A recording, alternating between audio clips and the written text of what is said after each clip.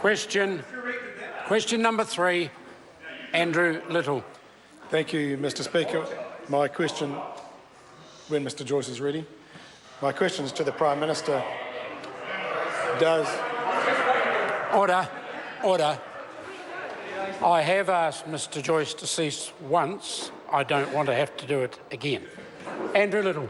Thank you, Mr Speaker. My question is to the Prime Minister. Does he stand by his statement regarding housing that, quotes, "We take responsibility, we need to do a better job of it"? The Right Honourable Prime Minister. Speaker, I stand by my full statement, which went on to say, just think of the things we've done over the last 2 years alone. To say we have done nothing is absolutely not true. We've done a lot. So let me remind the House about the government's comprehensive housing plan. It includes a new $1 billion housing infrastructure fund, over 210 special housing areas for 70,000 new homes, expanded Home Start scheme for first home buyers, the National Policy Statement on Urban Development, RMA reform, a raft of extra tax measures, the new unitary plan for Auckland, more tools for the Reserve Bank, independent urban development authorities for some areas of high housing need, and getting the Auckland unitary plan underway. Mr Speaker, by any measure, this is a comprehensive plan. Supplementary. Supplementary question, Andrew Little. Does he take responsibility and need to do a better job when only 1 in 5 Auckland houses are now affordable for families on their average income, according to the government's own figures? Not true. The Right Honourable Prime Minister. Speaker, of course, there'll be a range of incomes and a range of properties. One thing I do know is that wage growth under this government has been the better part of 25% in the 8 years that we've been government. Interest rates have plummeted to where they were under the previous Labor government. If we look at the number of properties sold under 650,000 in Auckland for the previous year, it was 37% of properties at 11,842. And out of interest, if one was to take a cursory look at Trade Me, as I did just before, around Auckland houses, apartments, townhouses and units listed for sale, at the 600,000 and below, it lists 1,433 listings. Totally meaningless. Supplementary. Supplementary question, Andrew Little. Does he take responsibility and need to do a better job when, under his flagship special housing area policy, 84% of those areas haven't had a single house built on them?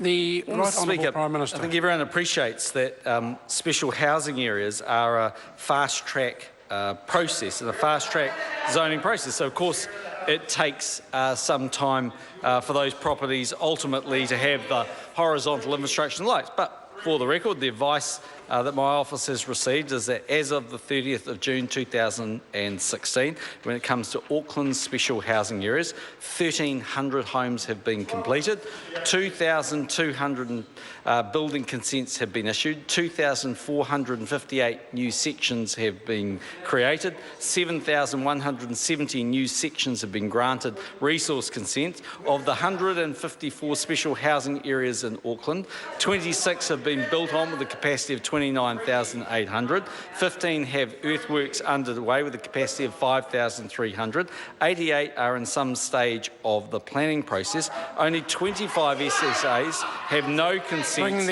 of which 16 of them were declared SHAs in February to May of this year. Supplementary. Supplementary question, Andrew Little.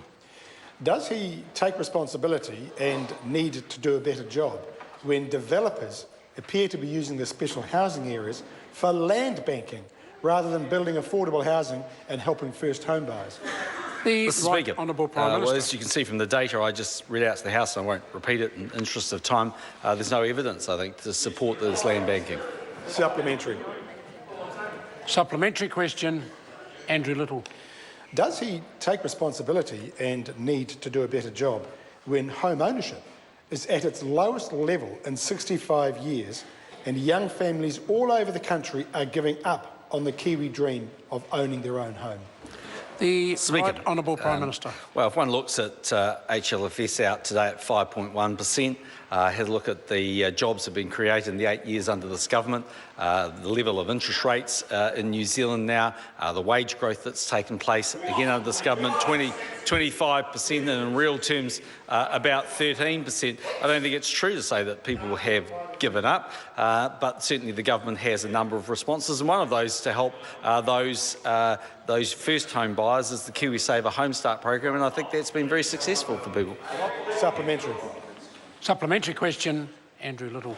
What is his response to Hunter Wright and Sandy Langridge, a Nelson couple, who say, quotes, "We consider ourselves pretty average New Zealanders, we don't earn great money, but we still want the Kiwi dream," and who say that under his government the dream has become, quotes, unreachable. More affordable now than 2008. The Right Honourable Prime Minister. Speaker, obviously I don't know the couple that the member talks of, and I don't know their income and their circumstances, but what I do know is that with interest rates at the levels that they are, with the job growth that we're seeing, and actually with the prospects for New Zealand, I think there are a lot of young couples who would argue pretty strongly that they are out there buying houses. And one particular story, I think, in the Herald about that just today.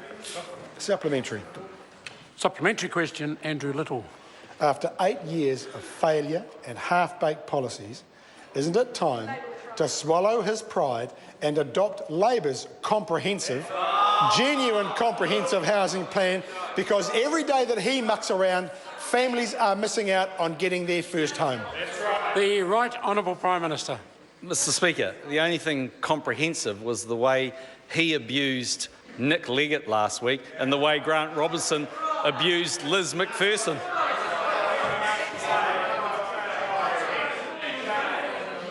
Question number